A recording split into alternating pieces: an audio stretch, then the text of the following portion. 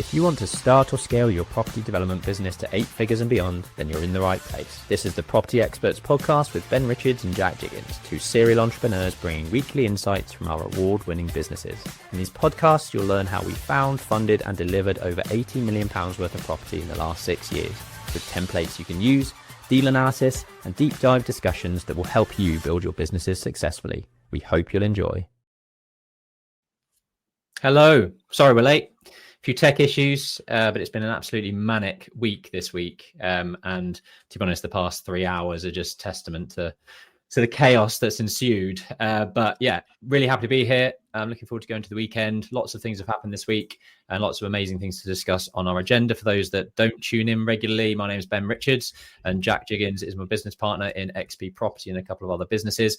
We're serial entrepreneurs, property developers, business owners, all of the above. And our target over the next however many years is to deliver 1,000 homes and £1 billion in property in the UK. And we collaborate with trusted investors to do that. So if you're interested in working with us, we have a number of open investment opportunities to discuss. One very hot off the press. We had our offer accepted very recently, and that's for a £2.5 million equity ticket in southwest London. So if that type of thing interests you, it's an office to residential PD scheme, then get in touch. Got a couple of other smaller investment opportunities, £200,000-300,000 secured against some of the assets that we already own. A couple of HMO deals from an equity perspective that we've got moving through the pipeline as well. And we are still sort of searching for a long-term partner from a social housing perspective who wants to buy into our 5-year plan, which is effectively taking a seed portfolio of about £20 million up to about £60 million plus over the next 5 years, with secured income on leases backed by registered housing providers providing social housing across London. So if that interests you, do reach out. Onto the agenda for this week, we have got, it's the 24th of October for those listening in. We've got a jam-packed agenda. Like I say, this week has been nothing short of manic, and there's some really interesting topics that we can hopefully enlighten you on in terms of making your business better, giving you some insight into some of the property development deals that we're working on, some progress updates and exciting things that are going on across the businesses. So first of all, Jack's going to be jumping into some new adaptations to Rightmove. If you haven't spotted them, it's all about sort of planning permissions and statistics from that perspective. We have been winning more awards this week with the social housing portfolio that I just mentioned in terms of the South London social housing portfolio. Aura for your next development, that is a question mark, and I'm excited to sort of share some of the things that we've been up to in my architecture and interior design practice. Service contracts with councils and how they can propel your businesses, your service-based businesses forward really successfully. Jack's going to be giving a rundown of flipping a house, but ultimately giving yourself some other exit strategies if, like in today's market, things struggle to sell.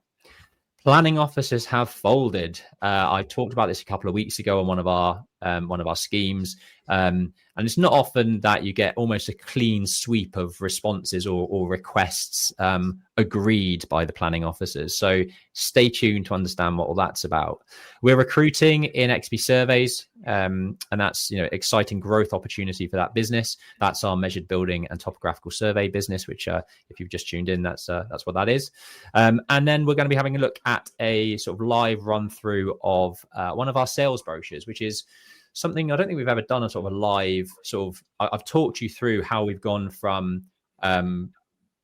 draft sales brochure to completed sales brochure and the types of things that we look out for.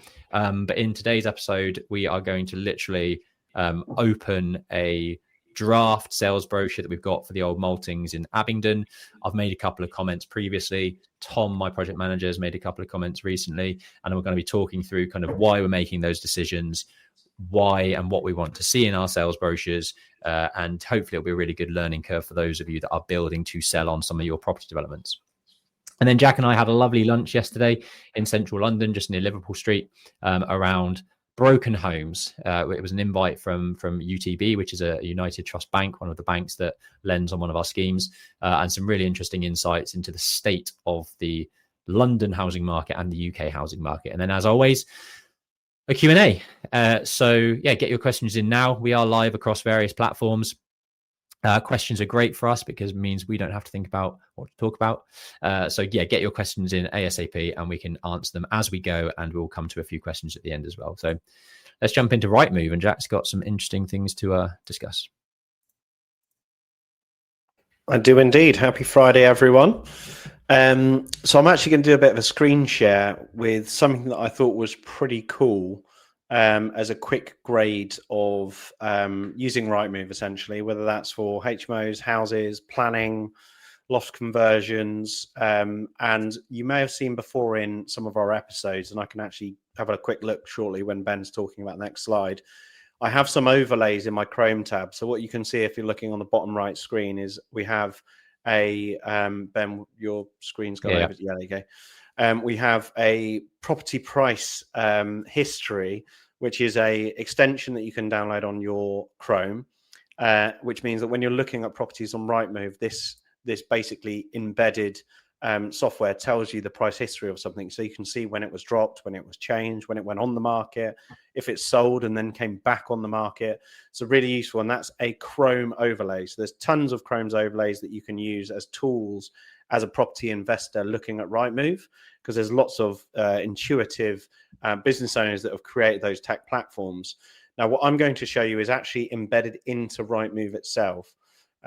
So hopefully this will work.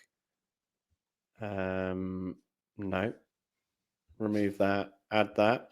Cool. So this is actually one of Central Suites' properties.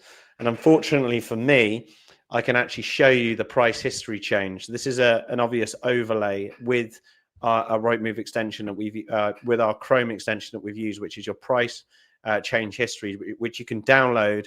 And then that's kind of overlaid into your interface. So this isn't, Rightmove don't know you're doing this. Sellers don't know you're doing this. And this is an example of one of the extensions that you can use. And we actually have, I'm sure we've done an episode on Chrome extensions that you need to get. There's other Chrome extensions in that video, which I'd highly recommend anyway. But the reason I'm showing you this property, and I'll actually bring it up again with multiple exits, because I'll talk about the pricing and why we're reducing the price on the market and what we're planning to do. But what I wanted to show our listeners today is if you're on any property on the Rightmove feature, they've got this new feature here which says extension potential. Now, I would like to think if you're listening to this, you're already sort of a budding property person, or you're already doing some deals.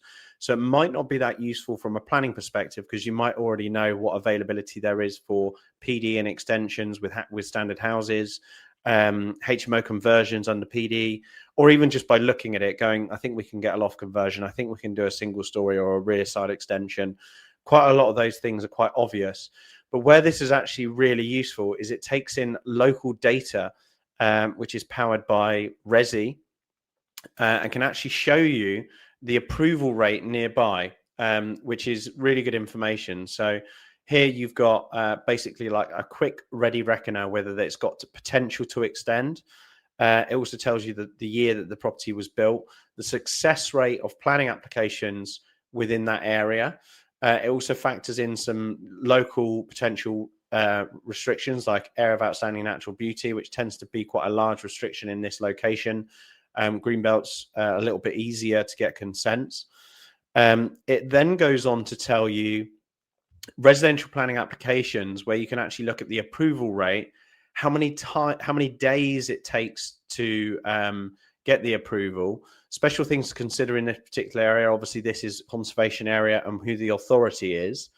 So this is just on Rightmove. So this is easy clicking, easy looking, easy understanding, and actually really useful information. You can then open that up and actually have a look at the applications within that location.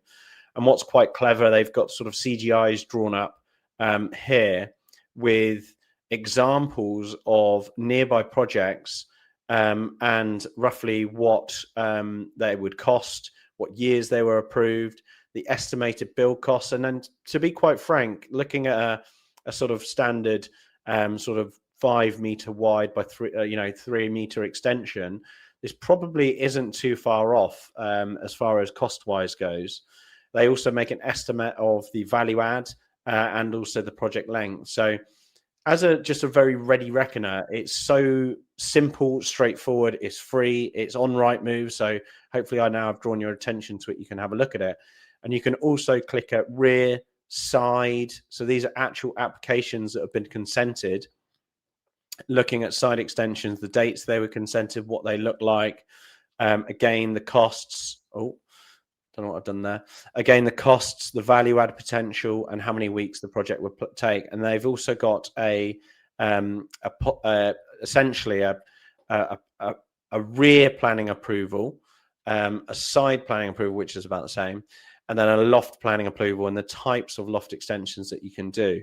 And again, probably not that far off cost-wise, depending on what you want to achieve and project length-wise. So just quite an easy win for a property that you're looking at, whether it be an HMO or flipping a house, and it's completely free and you don't have to do anything. It's already embedded into the AI side, the UI stuff of the user interface of Rightmove. So again, just to quickly show you, this is a Rightmove link that we've come onto, and then you just scroll all the way down past the map to extension potential, and you can obviously look at it there. I'm sure a lot of our listeners have already looked at essentially like property sale history and recently sold, which is really good for comparables.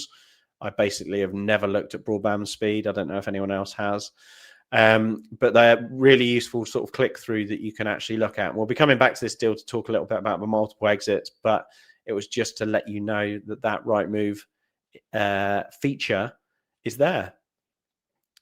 Nice. Very, very useful for you guys, hopefully.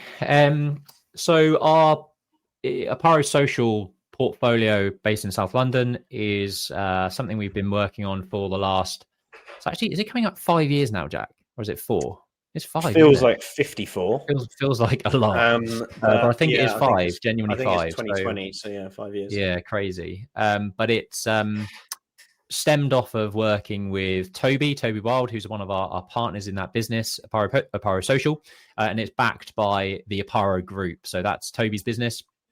The spin-off Oparo Social was the social housing route that we've gone down, and that's the portfolio that we've built. But Oparo Group is a fintech kind of platform, prop tech platform, where the algorithms and the basis of their tech and what they've built in the back end is to establish and really find opportunities in the sort of, when a company has an asset, their tech effectively detects when that potential company, which houses an asset of some kind, is potentially falling into financial difficulty.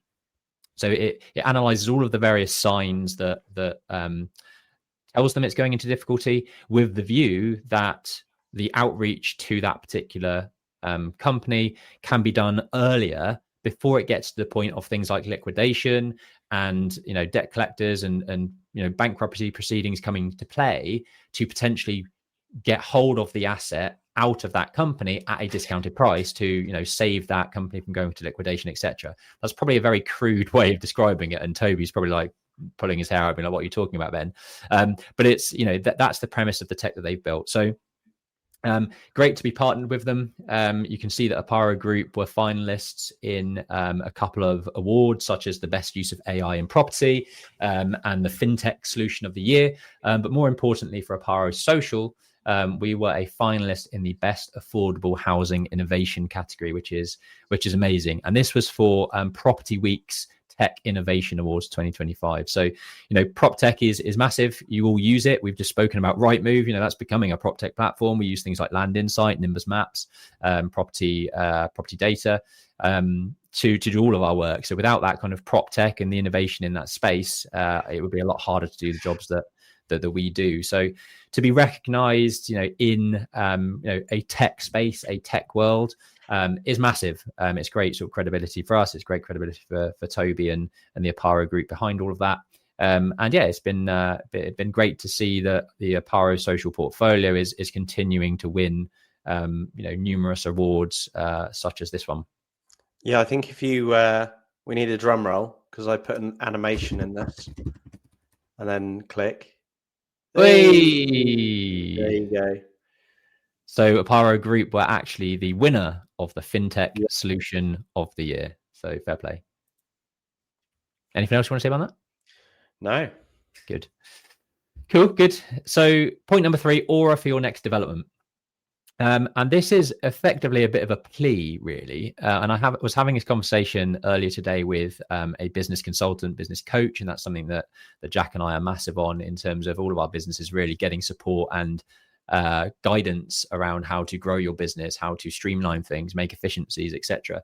And I was sort of saying that my network within the property development space is massive. You know, Jack and I, in terms of profile, speaking at events, we've been sponsoring Brendan Quinn's Central London Property Network with Aura for the last 5 years. Jack's hosting of various development summits. We're both judges on the Property Investor Awards. We run this podcast. We have a really good network in terms of the property development space. And my complaint to the business coach was effectively that Aura do not do enough property development work, as far as I'm concerned, given the space that I'm in with XP Property in the development world.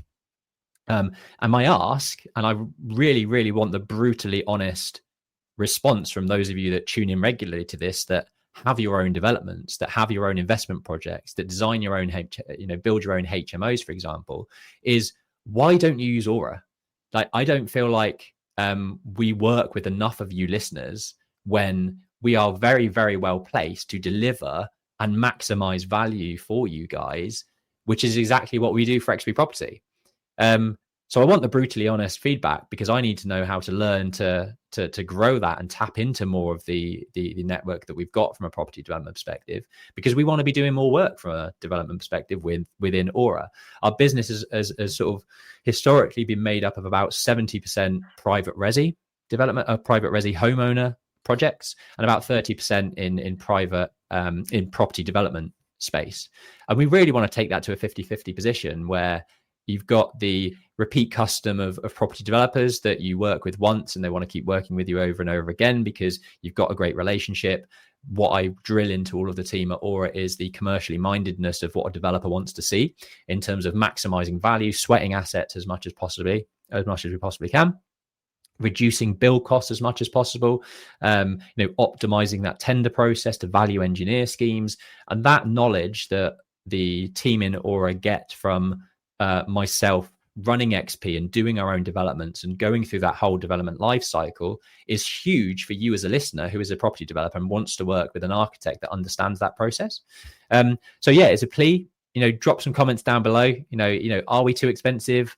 Do you you don't like to mix and match the fact that I run XP surveys is maybe a negative for you in terms of running Aura as well. There's lots of things that I don't really understand why we don't do more work with the likes of people that are tuning into this. So let me know down below, or DM me if you don't want to cast it out there for the whole world to see.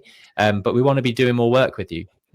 So if you do have a next project, if you want even an insight from a feasibility perspective, because most of the value that we create as an architectural practice, as someone that looks at developments day in, day out, is we are very quick to see different angles that maybe other people can't see, or quick to basically say, yes, you can get 20 units out of this, you can get 25 units out of this. If you did new builds in the car park, I think you could get 3 townhouses here.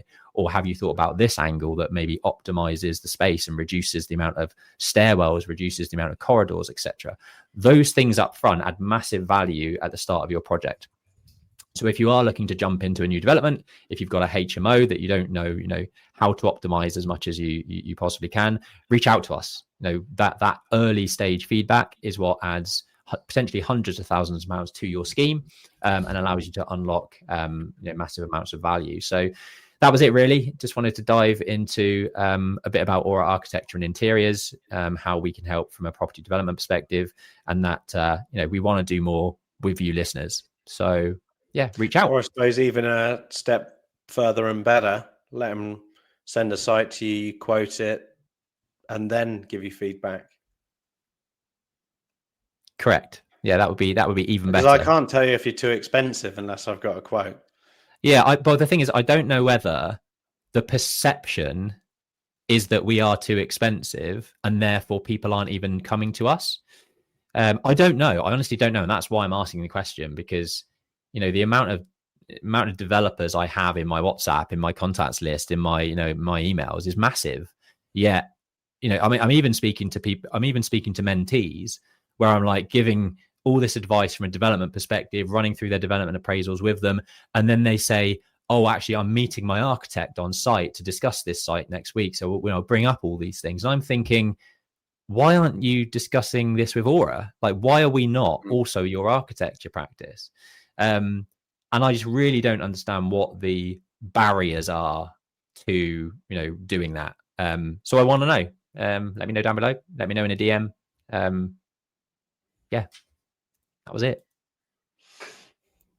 Is anyone out there that would like to be surrounded by the best in the industry and come along to the Property Investor Awards? I think we sold so we just got a table of 10 because I'm hosting, Ben's going, rather than him just going on his lonesome. We thought to find him 9 lovely friends. Give me some I must admit, it's hard work. So we thought we'd get a table, and we sold 8 tickets literally like overnight. And then I think we got 1 or 2 lingering. So rather than watching Ben eat 2 sets of 3 courses, I think someone else should come on and join us. But we've got some really cool people that have taken us up on the ticket offer. It is discounted because I'm host and Ben's a judge, so you won't find it cheaper anywhere else. And we're just doing it to fill the table, really, to build good conversations and have fun. We've got other developers on the table. We've got, I can't actually remember who's in that list. It's so long ago. We've got HMO delivery people on the table, developers on the table, people in marketing, a project manager on the table, people in our team. So make sure you hit us up if you would love to come on the 15th of November, which is a Saturday, to the Property Investor Awards. Apparently it's going to be almost 1,000 people this year, which is crazy because I can remember when it was under 100 and we would attend these events. And now I'm shitting myself because I'm hosting and it's almost 1,000 people. But anyway, it'd be lovely to have any of our listeners there. It's cheaper than anywhere else you find it in the market for the ticket. We're not making anything on the ticket, by the way. We're just building a table at cost so that we have good company. So let us know if you want to come. Nice. Sorry, cool. Comment awards and we'll reach out to you. Should have said that. Yeah. Nice. It's written on the screen. Good. Point number 4 is talking about service contracts with councils. And this has come about because we've been asked to quote for a measured survey for effectively like a 2 or 3 year contract with a council where they've got loads of assets. They need to do various works to them, or they want to improve the EPC and therefore need to understand what the existing properties are, what size they are, get the floor plans, elevations ready. So if they do want to make changes to those buildings, they've got them to hand for planning applications and things like that. And there's a lot of these types of service contracts that are available.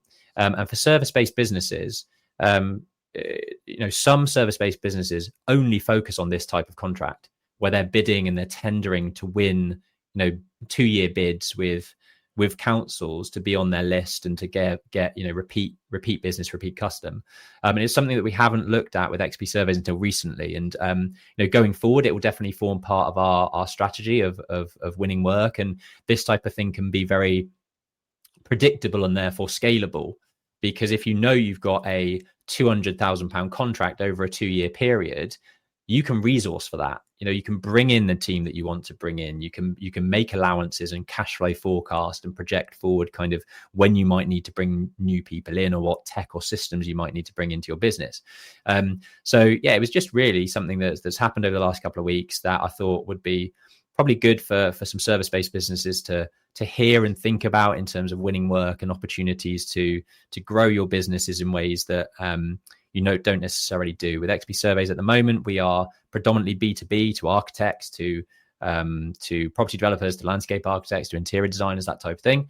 And we do a lot of B2C stuff as well, where a client comes to us directly. They want to extend their house. Their architects told them that they need a measured CAD survey, and they come to us directly, and that's all great. But another string to our bow could be these types of service contracts with councils. And sometimes it can be quite challenging and time consuming to go through the process and they request a lot of information and they want often, your lowest price. But with price on these types of contracts, we are, my team was asking about, what price do we go in at? What margins are we looking for? And I said, look, I'm happy to take a much slimmer margin on this type of project to win the certainty of work over the next, couple of years, for example, than effectively that margin that you're giving up is your marketing spend that you would have spent elsewhere trying to win other work that might be more profitable on a gross margin perspective. But because you've got the certainty of work, you can slim down your margin a little bit and accept that you're going to, earn a little bit less for those particular projects, but there's certainty there. So yeah, just a few thoughts around that. Jack, I don't know if you've got any other thoughts around it. No, crack on. Planning's your gig. Cool. I'm trying to avoid it. Yeah, fair. This one's your gig though. Yes, flipping houses. So I've got a mentee at the moment who has all the capabilities of doing whatever they need to do in terms of their strategy is HMOs, but they lack an element of confidence. And I find that if you build up a backup exit plan in any strategy of deal focus, it just improves your confidence to be able to deliver that project. And I'll show you what I mean on screen. Actually, I'm going to share. So essentially, what I'm going to show you is two flips that could be converted very easily into HMOs. One we're actually already converting into HMO because the market isn't there and the pricing isn't there. And rather than potentially sell at a small margin of profit or even break even, I could actually get a mortgage at a similar value that we would sell it for to leverage against it being an HMO. And it's all about protecting that downside. So I'll go back to this Rightmove link that I was sharing with you. And the reason I wanted to share this is because this is a house that we put on the market. This is going to upset me. Back in, what is that? April, 17th of April. We then, after 3 months, didn't have much success on, well, we actually did have a buyer at guide price, which was 650. And then they messed around and we weren't getting many people through the threshold of the door. So we actually, let me show you inside because it should give you a bit more of a flavor of how amazing we are. We then reviewed the pricing and thought, let's drop it to 600 and try and get bids in over 600 because we're not getting people put through the threshold of the door. And essentially, the market isn't great at the moment. You've got the budget looming, people not moving house. This house does have quite a small garden at the rear, which is a downside to a family home. I mean, it's massive. I think it's about 1,600 square feet. And there's literally nothing wrong with it other than a small garden. So we're of the view, like, what do? We can either keep dropping the price to have an exit, or we can do our backup plan. And our backup plan with this property was to essentially split the sitting room in the front room and convert this into a 6-bedroom HMO. We can actually also go basically deliver the 6-bed HMO and let it as a 6-bed HMO. We can then also go for sui generis planning and split this front living room to a 7-bedroom HMO and then implement more ensuite bathrooms within the property. So a great backup. We are due to have the valuation on this for HMO. The wall's pretty much in place and we've messed around with the electrics and fitted the L2 fire system and fitted fire door closers on the doors to make it compliant from a HMO licensing perspective. Also, this is in an area where we don't operate anywhere with Article 4, so no full planning required for just a 6-bed.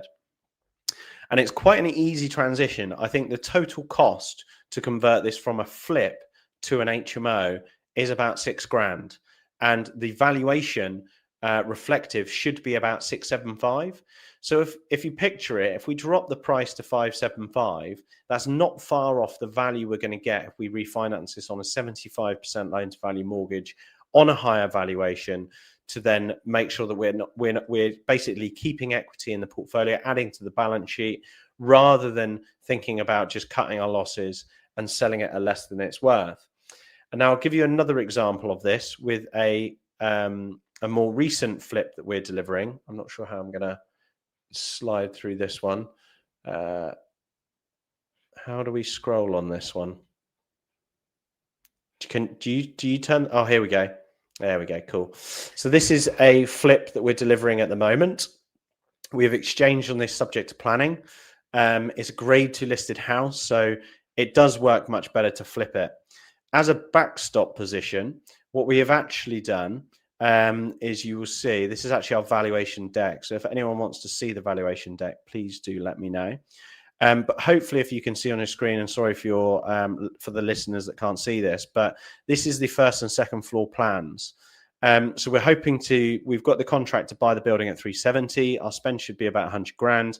We believe the GDV is about 700k. Because it's a valuation document, we like to slightly inflate the values to ensure that we get what we need. That didn't work. I was going to try and draw on it. But anyway, so what we've now done is we are going to be buying this property in December. We're going to flip it and we're going to renovate the whole property to sell it on the open market. As I mentioned, there's a minimal cost to convert these types of houses to a HMO. But because this one's listed, we've decided to submit a listed building application to convert this one into a 6-bed, even though we're going to deliver it as a flip, just in case the market's not where it needs to be and we need to make the implementable changes for a 6-bed HMO, deliver that, refinance it as a 6-bed HMO and keep it in the portfolio. So it's opening up that secondary exit. And where we're doing it ahead of time, because it's listed, it means that if the market is a bit soft, we've actually put all of our fire compliance in at first fix, so within the fabric of the building, and we're not doing it as a retrofit. And it's a very straightforward transition to make. Obviously, if we don't need to do that, the cables would just be disused in the voids of the walls and floors and ceilings or whatever it may be. And that is how we deliver it. We've done it on multiple flips. We're at first fix phase. We're actually spending a little bit more to make sure that we've got the L2 fire system throughout the building, regardless of whether it's a flip or an HMO. So it's a little bit of a tip to get your eggs, without putting all your eggs in one basket, and get your ducks in a row, to make sure that you have a second exit that you can pivot to. If we were stuck on the market with that other asset for even longer, we may be into the position where the returns are diminishing so much, we'll be selling it and doing it for nothing, which is a lot of work. But it's a very little amount of work and a high return on your time and investment to then potentially look to trade it out as a HMO, which is exactly what we're doing. Both these locations, we've already got HMOs. We've actually almost got HMOs on both of these streets already. So we know it works. The reason we like flips is it's larger cash injections into the business. And the reason we like HMOs is it's steady income over a long period of time, but lower cash sums. So that's why we balance the portfolio with it too. But we really don't have a problem if everything we're delivering is a HMO. So good secondary exits. And when I mentioned at the beginning of this section that sometimes, and this particular mentee might not have had the confidence to go, I'm going to deliver that HMO. What if the backstop was to get in, buy a site, develop it and sell it as a flip if the HMO doesn't get full or there isn't demand? So having a secondary exit is really important, and be very sort of forward planning for that, which is exactly what we did. And that's it. Nice. Let's just jump into a couple of questions that came in earlier. If you're making an offer on a site stroke asset and you don't have proof of funds and they are asking for it, what can you say stroke do? Anything you've done in the past when you don't have proof of funds? It's a difficult one because there's the cheeky method, where you kind of get like someone that does have funds to support you in the acquisition. And realistically, if you ask yourself the question, if you don't have the proof of funds, where are the funds coming from? Because you can't actually buy the site. So the reason people like to see proof of funds is because they like to see proceedability, right? So if you think to yourself, I don't have proof of funds and I can't fund it, yes, there is ways to find funding. And, if a gun was held to your head, you'd go and find it and you make it work. But equally, sometimes I get what you're saying. You need to fill that stopgap of approving funds so you can get it secured, and then equally actually getting it funded. So the first question I ask is, how are you actually getting it funded? And can that source provide the proof of funds now? Because it benefits them. If you don't have pipeline, you can't do deals with them. So first point of call is, where are the funds coming from when you are ready? Can they help? Equally, we've actually shown refinance process of other assets where we've got funds coming in as proof of funds. It is difficult, and sometimes you're better off being completely open and saying, look, I've got a mortgage in principle and I've got funds coming from this source, and you know that might buy you the time to get the funds in place and get the evidence of the funds being in place. But essentially, we're fortunate now that we have partners that are happy to show proof of funds in any case, so we're of a position where we can do that. When we started out, that definitely wasn't the case. So you have to be resourceful, even if you are someone that is wealthy that could step in to use theirs for now until you find the right source of money. That might be a good solution. I mean, it's very difficult because there is an element of we've shown proof of funds from a lender, and then we ended up doing it with a different lender, and that is natural. That is a natural progression. So if you're reading between the lines well, sometimes necessarily the proof of funds that you do show might not be the funds that you actually do the deal, because they've got to go through legals, conveyancing, underwriting the deal. I mean, we've had deals where we've had 4 funders go through and be like, don't like it for that reason, or I've had an argument with the missus, so I'm not going to do the deal anymore. So you never really know exactly who you're going to do the deal with. So if you read between the lines there, I would leave it at, if you don't have the exact funding option that's going to do it, don't be afraid to use other options, because there's a lot of process between offer acceptance and buying it, if that makes sense. I hope I haven't dug myself a hole there. No, get it. Be cheeky. Yeah. Thank you, Property Deals Daily, for that one. And then Jamie Tuck -something. If you've got a block that has a decent sized supported living provider on a 5-year contract, what yields do you think you could attract on a purchase in, say, areas like London, Birmingham, and Manchester? This is the $100 million question. Just to paint things into perspective, the yield market often drives, valuations in these types of scenarios. 2 years ago or 2.5 years ago, before Liz Truss shook the tree, we had an offer on our portfolio in South London at the sort of 5.5% level. And just to roll back a few bits, I had this discussion earlier this week where the lower that percentage yield, the higher the value of your portfolio. Effectively, you're taking the rental income of the portfolio, dividing it by 5.5%, which gives you a value of the portfolio. If you have a 10% yield valuation, you're dividing it by 10, the rental income, and the valuation is therefore lower. So you want a lower, more compressed yield because that is a higher valuation on your portfolio. So yeah, 2.5 years ago, 5.5% South London portfolio stock. That portfolio, now we had some recent RICS valuations that valued some of those assets at 6.5%, for example. But from a market saleability perspective, we know that there are opportunities in the north, for example, where expectations might be 9%, maybe even double digits. So it really does, it does depend where you are in the UK. It does depend on the type of stock that you're providing, the covenant strength of that provider. A 5-year contract isn't that long, really. Most of our contracts are on either 10 or 25-year leases. So provided the tenant that you've got in situ is, a strong covenant, they've got a strong balance sheet, they've got the operations in place, the governance, the financial controls, etc., and they're a strong covenant, then you're going to get a more compressed yield with a better covenant strength. So there's loads of things that play into this, Jamie. It really is a bit of a moving target at the moment with the way that the yield markets are and interest rates.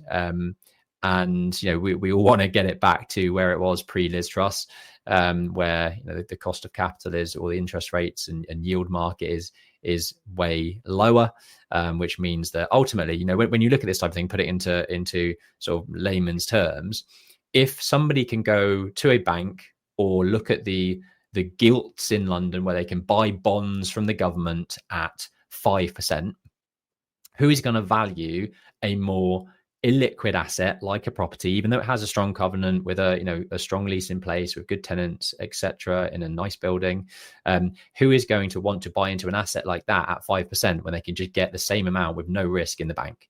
So if the yield market moves up to 5%, for example, people might want an extra 2.5-3% on top of that to take the risk on something that's less liquid, like a portfolio of properties, for example, because property isn't that liquid. Hopefully that explains things. Yeah, I'm happy to pin my estimations on the mask, because I think what Jamie's really looking for is a figure. value.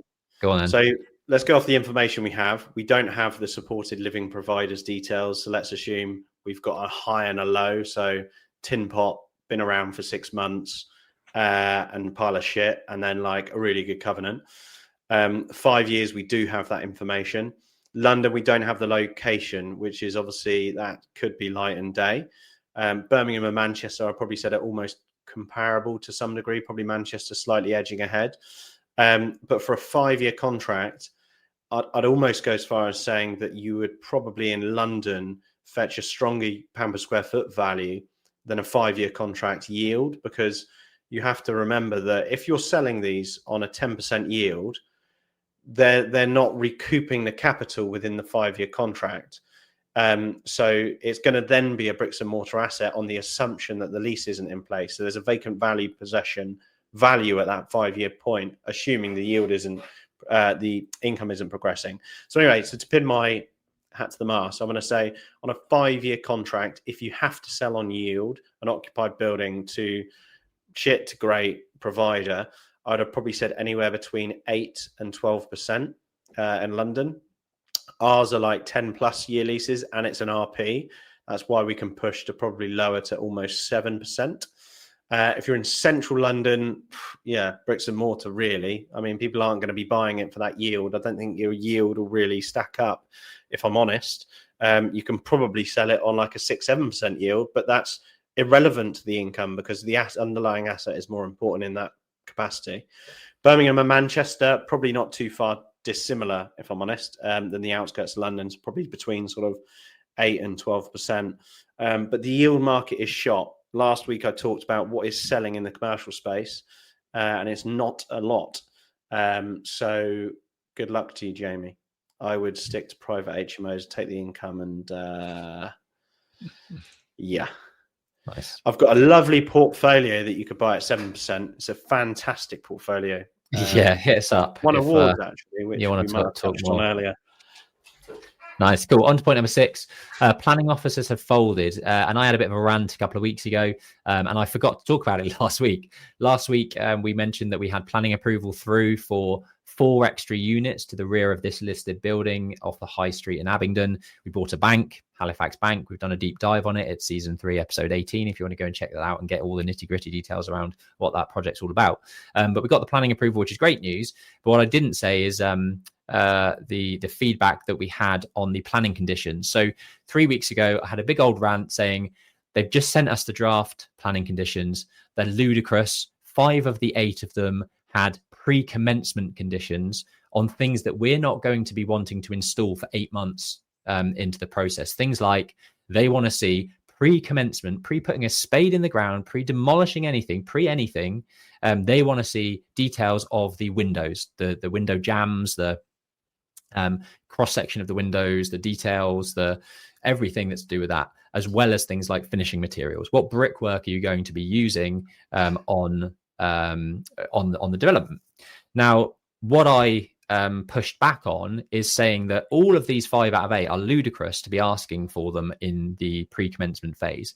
There's no reason why you can't accept a wording at the start of that condition that says something like, before installation of any windows, you must have it signed off by the council and agreed in writing, blah, blah, blah. That's way more suitable for us as the developer, because we're not wasting time trying to get something signed off and whilst pausing work on site before that's been signed off. So of those 5 out of 8, effectively, I pushed back and said the ground floor, the materials need to be signed off before starting above ground works. We want to demolish, we want to get in there, we want to start digging foundations, building, brickwork out of the ground. Why do the council need to know what brickwork finish we're going to be installing until that point? They don't, is the answer. So push back on five of those eight, and effectively the planning decision notice has come through. The planning officer said, yeah, I agree with all that. That's fair. I'll approve it in that way. So every single one that I pushed back on and every single piece of wording that I suggested, they agreed with. Now, my point a couple of weeks ago was, why the hell are they suggesting it in the first place if they're willing to just fold at the first point of pushback from the developer? Why not think ahead, save everyone some time and hassle, and just put in reasonable planning conditions from day one without being the default of pre-commencement? And this is something that could be implemented by every single planning officer in the UK, cost zero money to the government, and speed up the building of homes.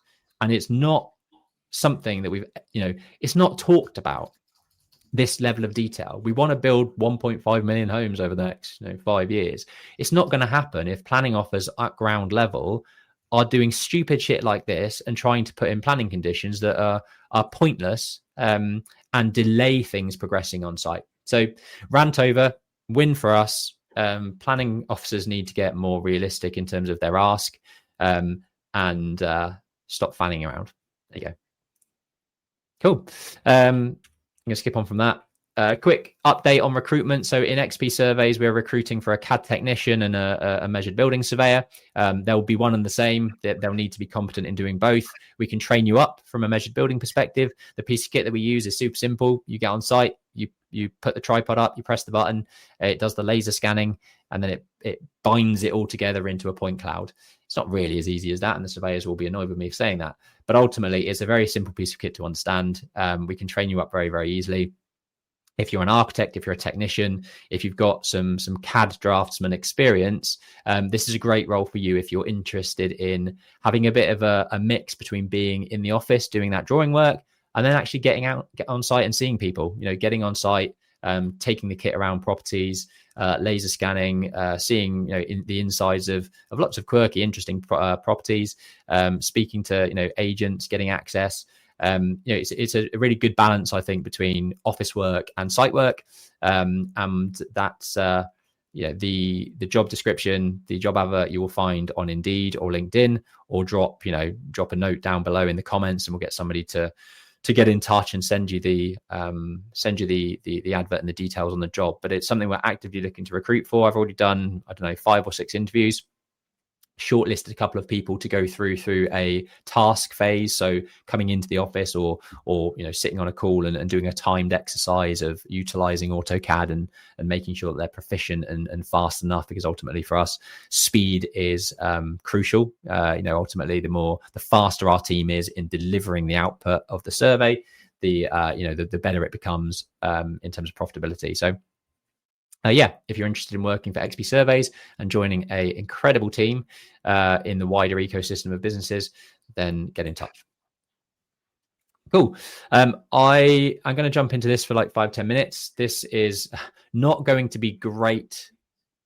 It's going to be better for those that are viewing it on YouTube, on LinkedIn, on Facebook, for example, because it's a very visual element of this week's topics. But ultimately, we want to sell the Old Maltings. We've got 5 already exchanged. We're almost finished on a lot of the flats now. So we really want to be pushing this, getting viewings done, and trying to get sales over the line. And to do that, we create sales brochures. So I'm going to remove that, and then I'm going to bring back up on stage. What am I doing here? Tech. There you go. I'm going to talk you through literally the first draft of the document that we received from our designer, and talking you through some of the things that we want to change, some of the reasons behind why we want to change them, what you should be looking out for when you're creating sales brochures for your properties, and fielding any questions. So if you've got any questions as we go through this, get them down in the comments, and we'll talk about it as we go. So starting with the Old Maltings, steeped in history. loads of, it was built in the 18 somethings, has been used as a malt house, a brewery, right next to one of the big train lines where they used to bring all of the malt in on that train line, ship it over to the maltings house, produce the beer and do all that good stuff. And this sort of front image is quite important. You want it to represent kind of your building, what your history of that building is all about, etc. But it looks more like a factory. This is something that's more industrial, more factory-like, with the smoke coming out of this big chimney. That's not the type of building that we've got. So we've asked them to sort of re-look at this, make it more appealing to what what a malt house looks like rather than a factory, because they are very two different distinct things. Again, starting straight away with some of the history of the site, a nice black and white image from back in, I think it's like the 1920s, potentially. You can see the railway line coming in. You've got other buildings that are surrounding it. The building itself nowadays has had various extensions, so you can see kind of what it was, back then and when it was used as a malt house. And this is where you want to start sort of selling the dream, selling the building and the history that you're buying into. So once a malt house, now a thoughtfully restored new development of 21 comfortable apartments and 2 muse houses with a unique and interesting link to the past. And that's the type of thing that you want to start setting out your stall early in terms of the lifestyle and the history of the project, and that all helps to really sell things. Moving on to a couple of CGIs, this is what they're buying into. This is the site itself. This is where you can showcase what your property is going to look like, what it's going to be for them as they drive in to park their car and walk up to their communal access, stair core up to their flat. This is what they're going to be seeing. So this hero CGI is something really important to throw in as early as possible to the brochure, to capture their imagination and give them something that shows them what they're going to be buying into. You can see some of the sort of history with this sort of chain and pulley, which they would have had in these types of maltings. Again, sort of projecting that history and the bit of sort of bit of the building that they're going to be buying into, which in this case has loads of history. There was fires in these buildings. Parts of it was rebuilt. It's been extended on over a period of time. So we felt like a really good way of selling that story in this particular sales brochure was having a timeline. So 1875, malt house is first shown on the Ordnance Survey map. 2 additional malt houses built nearby for the same company. Fire destroys a major part of it, blah, blah, blah, blah. Redeveloped in 1999 to offices for the local housing association. All of this stuff really, it's great kind of insight into what the property was and how it sort of transitioned over the couple of years. A little bit about the wider town that it's in. So Abingdon, again, is a historic market town, loads of history, lots of amazing, really lovely looking buildings to showcase. The Nag's Head on the river, which we've eaten at and drunk at numerous times, helps to sell, what the opportunity that you're selling is in terms of buying into a place where there's fantastic food options, there's fantastic parks, there's great walks, there's canals, there's rivers. And all of this is all before the point in which you even start talking about the development itself. You're not showing any of the specification of the units. You're not showing what the floor plans are that they're buying into. You're not showing, all of that detail comes after you've sold the dream. So you're selling the location, you're selling the great transport links into Oxford, into London, into Reading, for example, and then also giving them a rundown, very high level, of the types of facilities that they can expect in the area. So Old Maltings is here. You've got all these numbered locations which show you where you can dine, show you what shops there are, local services for pharmacies, doctor surgeries, parks, schools, all of that interesting stuff that people are, if they're coming from outside of the area and don't know it that well, this page in one page really gives them a great understanding of the types of facilities that they're effectively buying into with your development. A bit on the interiors. So only now we're like 13 pages into 26 pages, and we're only now looking at the actual interior design of the flats that you're looking to buy. A little bit of blurb around the fluffy stuff, a bright contemporary interior with warm character where natural materials and minimalistic design create an exceptional sense of everyday comfort. It's marketing fluff, but it sells. And this is the type of stuff that people are going to be buying into. These CGIs help to sell them living there. They can picture themselves living in that kitchen, cooking in that kitchen, and that's what it's all about at this stage. And then, yeah, after that, once you've given a little bit about the interior design, what they're buying into, then it comes to more of the sort of the specification. So not the boring stuff, because it's all very important, but it's what they're buying, not necessarily what they're buying into. It's the detail around it. So what kitchen facilities are there? What flooring are they expecting to have? My top tips around this is to be prescriptive, but not tie yourself into something that might change at a later date. Remember, if you're selling this 12 months in advance of finishing your scheme, you still need to have a little bit of wiggle room if you want to up spec something, down spec something, slightly change the worktop. If you're absolutely gunning for a Carrera marble worktop, and that's what you put in this specification, and you find that it costs double what you expected it to down the line, you want the flexibility of maybe potentially lowering that spec if you need to.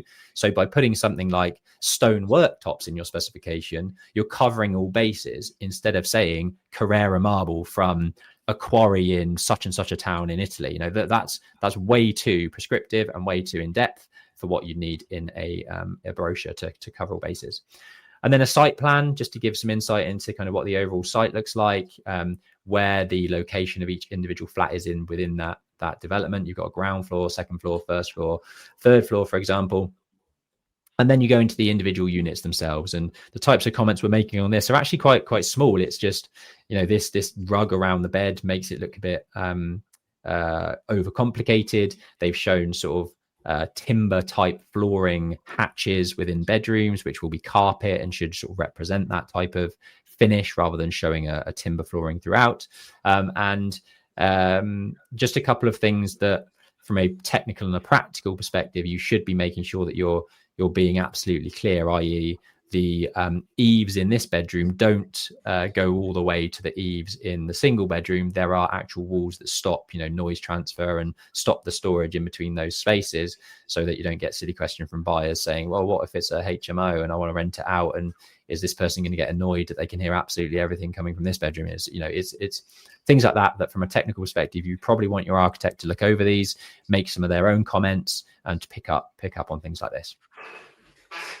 Similar comments throughout, and then a little bit about you as the developer, and that's it. I think this is a really solid brochure. There's some minor comments that you've seen us make throughout this. I've sort of given you some commentary in terms of the types of things that we look out for, why we look out for them, and how you can improve the brochures and the saleability of your flat, which fundamentally, selling your development is crucial. It's a slow market anyway, so you need to be doing as much as you possibly can to get your units shifted ASAP.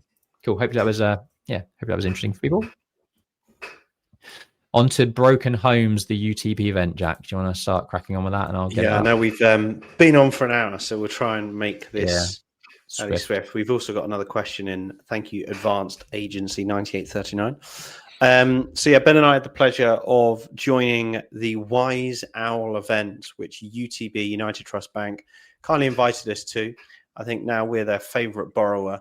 They decided to repay us by treating us to lunch. And the Wise Owl event is where they have a very close-knit, probably 20 people in a room, to just talk, network, and listen to one or two speakers that's very topical for that type of market space we're in. And we were fortunate enough to meet Peter Bill and Jackie Sadek. I think Peter's sort of lead author of Estate Gazettes, and Jackie Sadek is also I just quickly looked advisor to LinkedIn, government advisor to government and housing.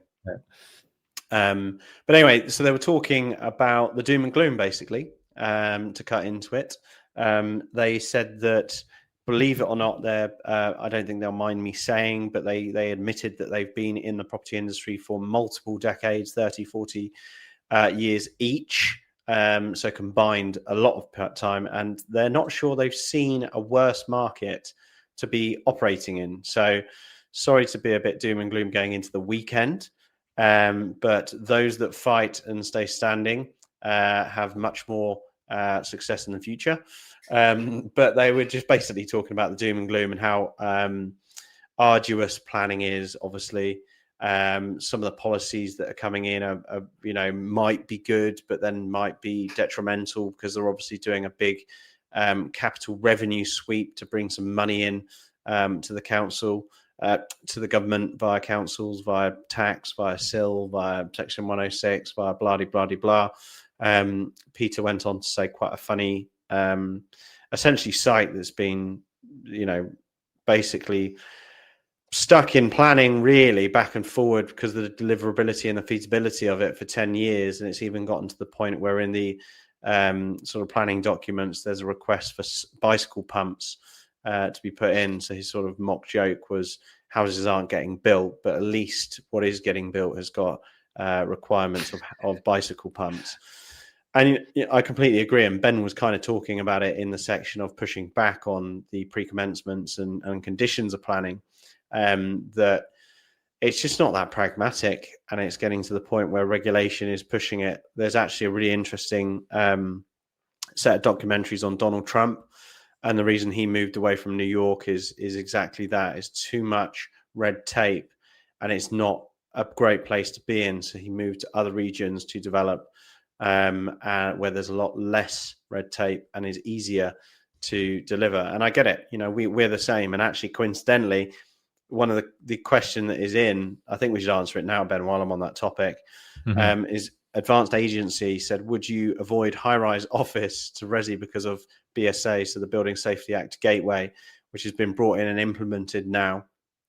So this chap's looking, or chapel, or chapette, is looking at a 9-floor office to Resi site and wonder how much it would add on top of the build program for BSA gateways. And I mean, we just do completely avoid them. And I can't see us doing anything that falls within the Building Safety Act in terms of height.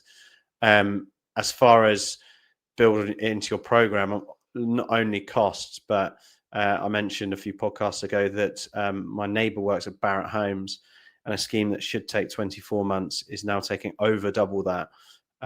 So it is quite a big scheme. I think it's something like 450 BTR units.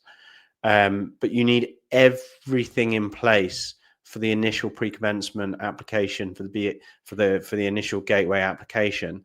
So that's management plans. That's what finishes you're going for, what the fire retention is of those finish. Like Ben said, with the worktops in the sales brochures, how the hell do you know what finishes you're going for on a site of that size in 2.5 years' time in construction? It's the products might not even be available. So hugely arduous. Definitely not considerate of what actually needs to logistically take place to deliver those sites has been a consideration. Obviously, fire safety is at the utmost of importance, but they haven't thought about the lack of logistical issues. You want to build your management plan at the end. Like, you don't really want to be. And when I say build a management plan for this Barratt scheme, they had to get the managing agent that's managing the blocks when it's complete 4 years in advance to build out a management plan for a site that isn't even start broken ground. So yeah, I mean, I don't know who's going to be delivering them. There's probably an opportunity there, but yeah, I think the program is one thing, but like Jack touched on, the cost of, for example, installing a second stair core, for example, if it doesn't already have 2 stair cores and 2 means of escape, that cost is massive. So it's not just program, but to comply with the relevant building safety acts and building regulations associated with that high risk, high rise building are massive nowadays. So I certainly wouldn't be wanting to get involved in that type of thing anytime soon. But back to the event. Mm-hmm. Any other comments? No, I think it's fantastic to be invited to that sort of stuff. Really good insights into the way that Britain's housing scheme housing sector is moving or not moving, which is really the case. So yeah, great to be around like-minded individuals, hearing from those that see it from government side as well as us on the ground delivering. And one of the sentiments was that that there's talk about SME developers, and the issues and trying to make it easier for SME developers, but they really don't want to do much about it. We don't deliver as much houses as the big time players, the Persimmons, the Barretts, the Berkeley groups, and their main focus is on those bigger players, and they sort of forget about us, when in reality we do serve a purpose. We do build houses, we build them quicker than the big players, because we're more nimble and can we're not delivering an 8-year program where it's got a massive basement and that type of thing in central London. So they need to think about us. There's lots of change that needs to happen with reduction of BNG requirements for small sites, and potentially changing the way that affordable housing is structured on smaller sites. And we've talked about this in the past, but that's for another topic in its entirety. But also just to quickly touch on deliverability of SMEs versus big players, to prevent urban sprawl, which is in the MPPF, which is basically to prevent towns merging, you need small developers to build within the gaps within the existing settlements. So it's essential. Yeah, and if you want to find out more opinion from Peter and Jackie, they've written a book called Broken Homes, Britain's Housing Crisis, Faults, Factoids and Fixes. And I've had a quick flick through it last night, actually, when I got home.